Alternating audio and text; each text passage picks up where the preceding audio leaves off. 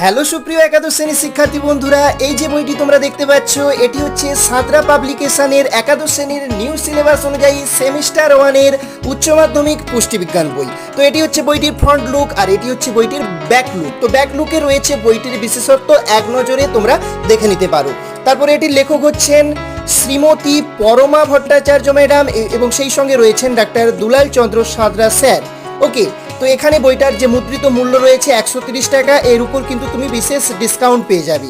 এখানে দেখো নাম্বার বিভাজনটা কোন চ্যাপ্টার থেকে কত নাম্বার আসবে সেই ব্যাপারটা, এখানে মার্কস অ্যালোটেটের ব্যাপারটা এখানে রয়েছে। সেই সঙ্গে এখানে সূচিপত্র অনুযায়ী প্রত্যেকটা টপিক আলোচনা করা রয়েছে, তোমরা বইটার ভিতরে দেখতে পাবে।